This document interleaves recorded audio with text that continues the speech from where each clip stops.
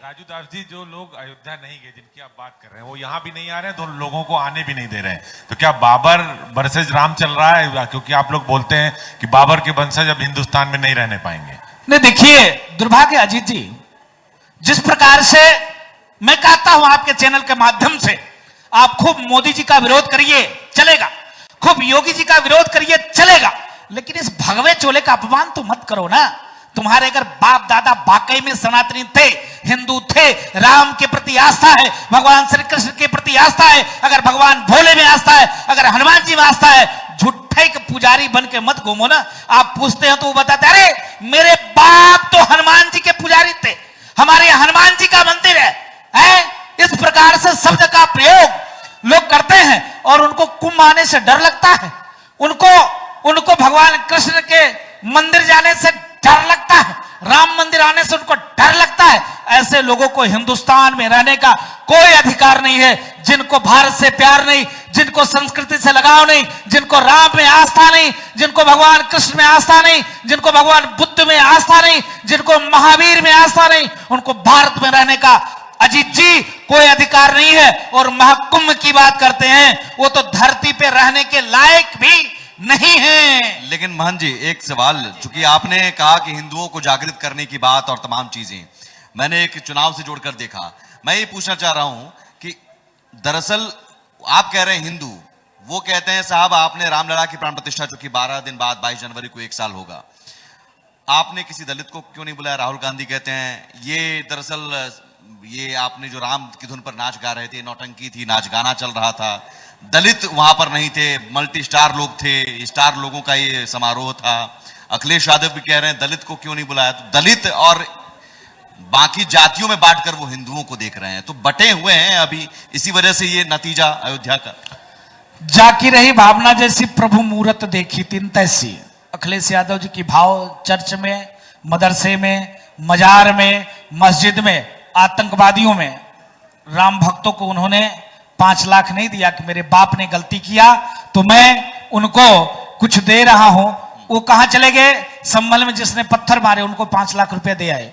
तो जिनकी आस्था आतंकवादियों में है, जिनकी आस्था सनातन में नहीं है, जिनकी आस्था संस्कृति में नहीं है, उनसे हम क्या अपेक्षा कर सकते हैं? उनसे नहीं अपेक्षा कर सकते हैं। और रही राम मंदिर की बात, तो दुर्भाग्य है, राम मंदिर कोई इवेंट नहीं था, राम मंदिर आस्था का केंद्र है और उनसे हम अपेक्षा भी नहीं कर सकते हैं। जो लोग एक शब्द का प्रयोग कर सकते हैं, उन्हीं लोगों ने राम भक्तों की सीना गोली से छलनी किया। उन्होंने ही राम भक्तों के लिए कहा था कि गोली सीना कम पड़ जाएगा, गोली नहीं कम पड़ेगा।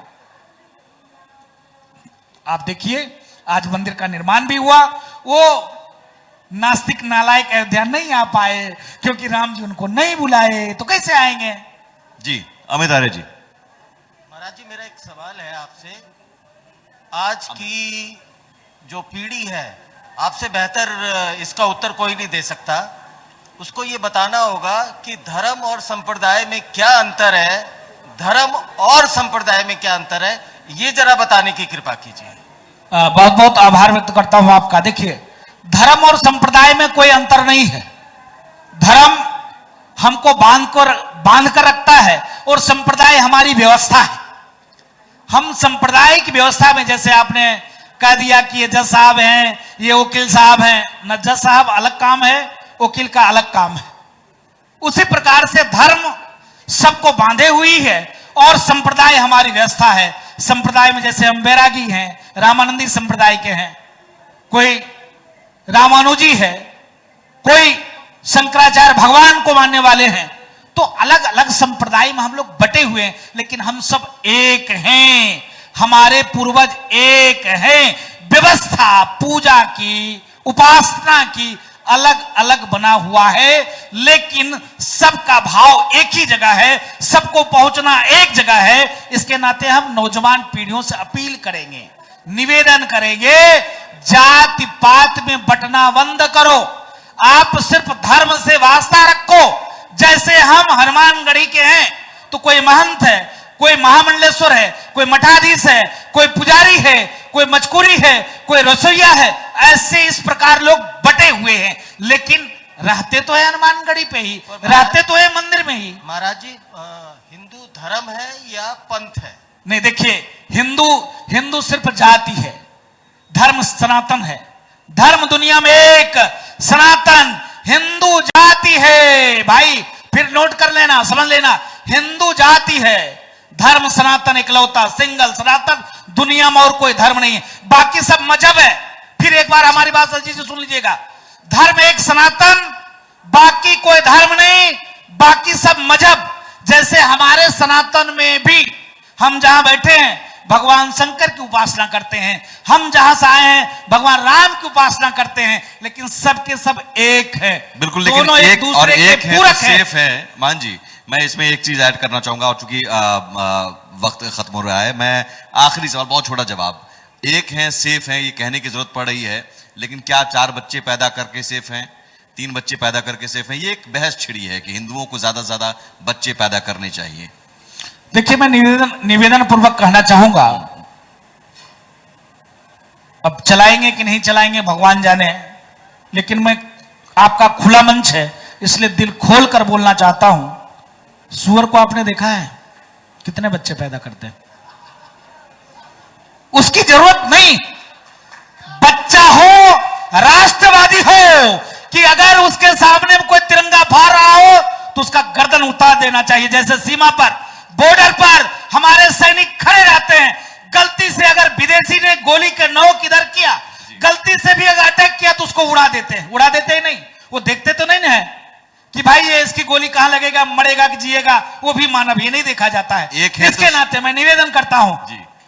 अरे भाई, एक कन्हैया भाई बैठे हैं, एक कवि हैं कुमार विश्वास जी ने एक बार जरा सा बोल दिया कि तहलका मच गया।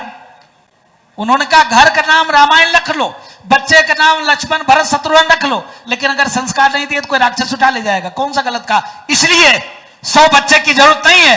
अगर वो बच्चा है तो राष्ट्रवादी बच्चा बने, वो बच्चा है तो सनातनी बने, उसको धर्म से लगाओ, संस्कृति से प्यार हो, साधु संतों का सम्मान करे, माता पिता का आदर करे, नहीं माता पिता को वृद्धाश्रम में भेज दे। 100 बच्चे की जरूरत नहीं, हाँ, लेकिन एक बच्चे अच्छे नहीं, ज्यादा बच्चे ही अच्छे होते हैं। चलिए, आपने भी कह दिया, ठीक है। बहुत शुक्रिया, बहुत शुक्रिया, आपने अपना कीमती समय निकाला, इंडिया न्यूज के इस महामंच पर आप आए, इस मंच को आपने सुशोभित किया, और एक बार आपके उद्घोष से इस सेशन को खत्म मैं चलते चलते सभी, जहां तक ये हमारी आवाज जा रही है, महाकुंभ में के लिए मैं निमंत्रण देता हूं, निर्वाणी अखाड़े के महासचिव होने के नाते, एक सेवक होने के नाते अपील करता हूं कि आइए तीर्थराज प्रयाग में डुबकी लगाइए।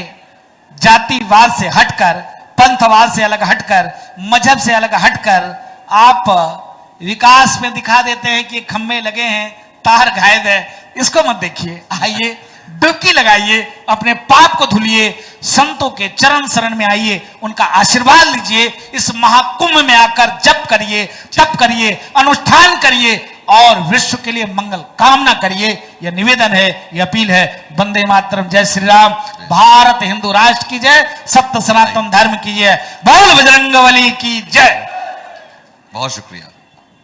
बहुत तीखे वार दागे हैं आपने महाराज जी। इसी के साथ बहुत बहुत शुक्रिया आपका यहाँ पधारने के लिए और शोभा हमारे कार्यक्रम की बढ़ाने के लिए।